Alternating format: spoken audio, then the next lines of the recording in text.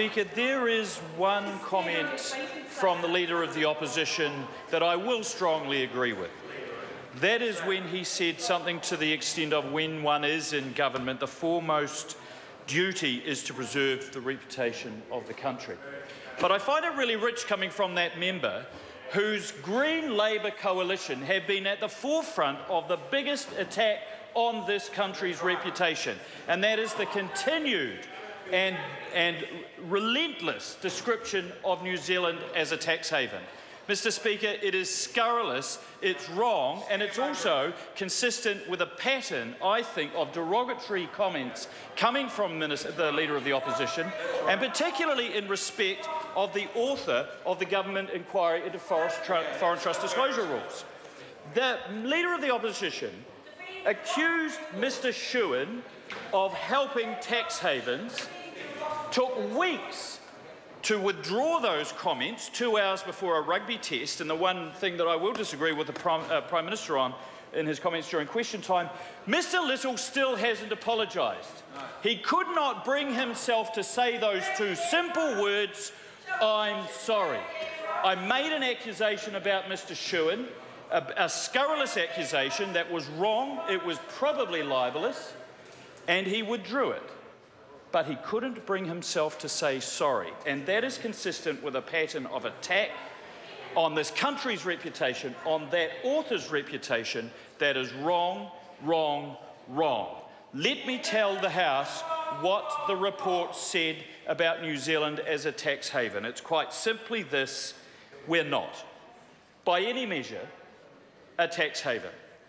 When one considers the attributes that contributes to that reputation, New Zealand has none of them, none whatsoever. Mr. Shewan then goes on to say, well, the issue of tax havens is somewhat passé these days. The more common nomenclature is around things on tax systems that are preferential or harmful. And he then says New Zealand's tax system cannot be categorised that way. In any other aspect of the tax system could it be considered to be preferential or harmful. What's harmful, Mr. Speaker, is the relentless attack on this country's reputation.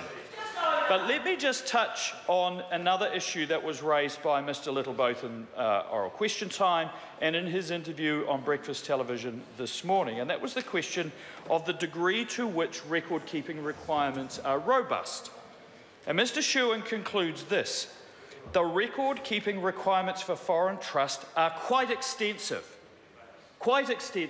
and include constitutional documents, particulars of settlements or distributions, the name and address of settlers and recipients of distributions. He goes on to say, IRD advised the inquiry that requests for that information are typically met without difficulty, and that the standard of records provided is consistent with the standard for business taxpayers. So I'm trying to reconcile this comment, these accusations, A, we're a tax haven, and B, the record-keeping requirements are poor. But as has been said, the question is not what record-keeping requirements there are, and all of them not only have to be kept, but kept in English, regardless of where the settler and the beneficiaries are from. I can refer the member to paragraphs 6.6 and 6.7 on page 22 for his benefit, under the term record-keeping requirements. They are extensive, he said. In fact, he said they are quite extensive. Why would this member want to be held to a different account? If that member will cherry-pick, so will this. Very. Yes, we have been, haven't we, Mrs. King? Because there was a lot said about this that says it was extensive, of their own volition. Well, there were 142 comprehensive disclosures of information to foreign jurisdictions. 80% of them were provided on the initiative of IRD, and I think 42 or 43 were provided at the request of the foreign jurisdiction. The system provided for a comprehensive sharing of information proactively or on request. Why would it be so proactive? Why would 80% of them be proactive? Well, primarily because the IRD's main interest in preserving the tax base is to ensure that New Zealanders are not hiding behind foreign trusts, or New Zealand tax residents rather, not hiding behind foreign trusts as a way of avoiding paying New Zealand tax. And this goes to another point that Mr. Little made on television this morning.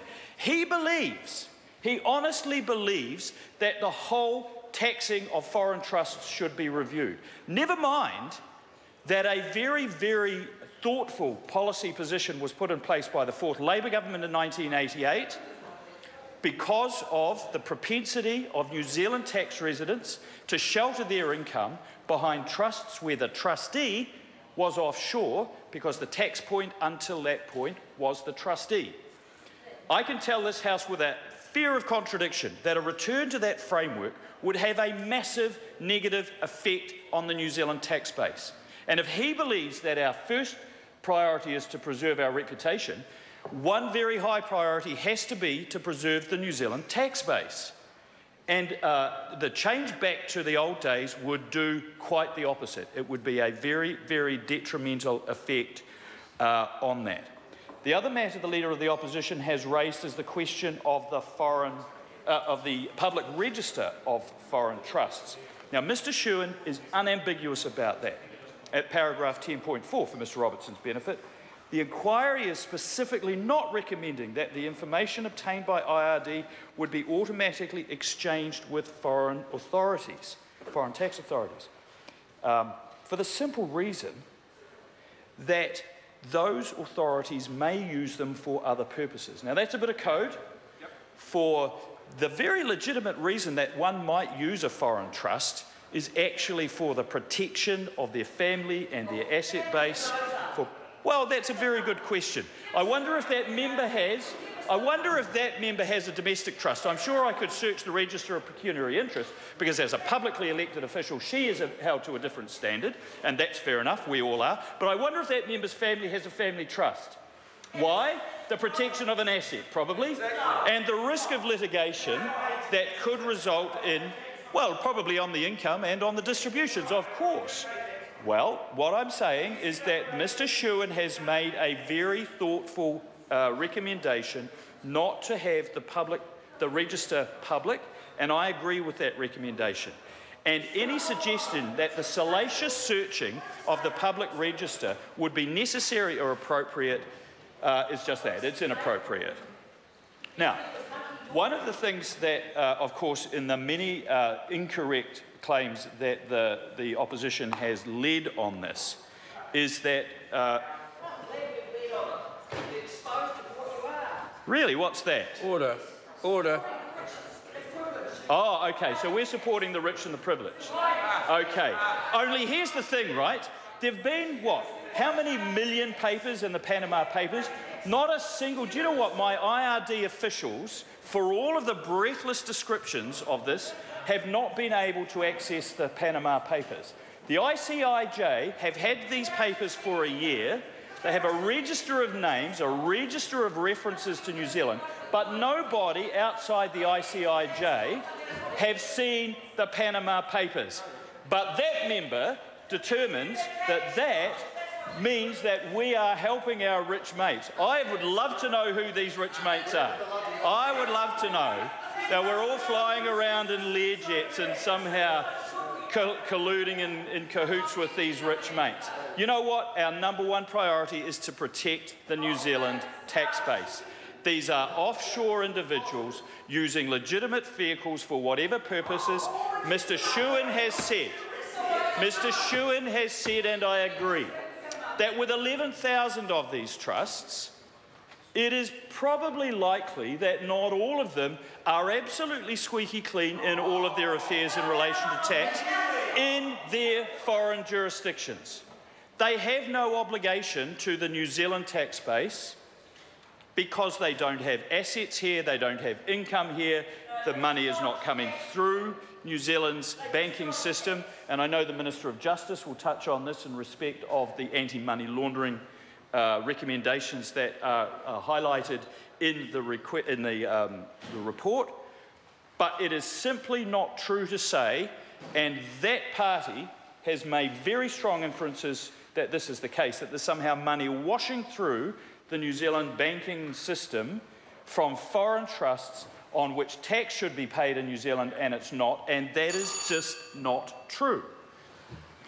There are a number of other things, of course, that we've heard about in respect of matters that the government has already responded to. Minister Adams will talk about AML. I want to talk about look-through companies, because there is one area where there was international media around this, and that was with an Australian Business Review report critical of the frameworks that were revealed in the Panama Papers, but focusing not on foreign trusts but on look-through companies. Now, the government's already got a solution to that. It put a bill into the House that will mean that a look-through company that has the greater of either $10,000 or 20% of its turnover earned from foreign sources loses its right to have that tax set off against other individuals. That will effectively mean that the look-through companies have to pay company tax here in New Zealand, regardless of where that income is earned.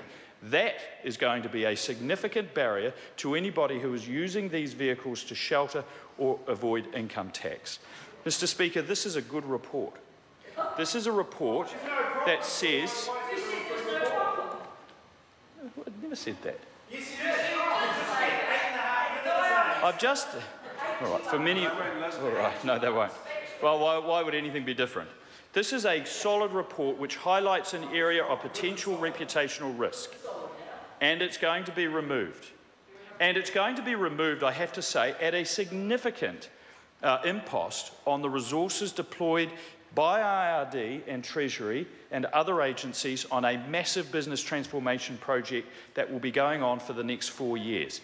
That was the issue that Minister Macleay, as my predecessor, had to consider when he asked officials what would give for the Foreign Trust Review to take place. They were reluctant to say anything about that. So the question answered itself. I maintain that the priority has to be the preservation of the New Zealand tax base. Obviously, there is a reputational issue here as well. While the record-keeping requirements were robust and there was plenty of examples of the sharing of information, it is appropriate to beef that up and to put that information into the custody of the IRD. So I want to thank Mr. Shewan. Despite the scurrilous attacks on him by the opposition parties, he has done a very good job. That is one individual whose reputation is certainly enhanced by this report. The government obviously has to take advice on it, but I can say there is none of the recommendations that I can say we won't be following. There are a couple of areas around AML in terms of, while we have already announced effectively the remedy that Mr. Shewan recommends, the method obviously, and therefore as a consequence the timing, does need to be reconsidered. And there's an issue around whether or not the fee that would be charged for registration is consistent with other fees charged by government for similar registrations. But those are the only two things that spring to mind as possible nuances against the recommendations. Overwhelmingly, I expect to be able to take recommendations to Cabinet that will support this, and I want to do that in as timely a manner as we can. I thank Mr. Shewan for his work. Julian.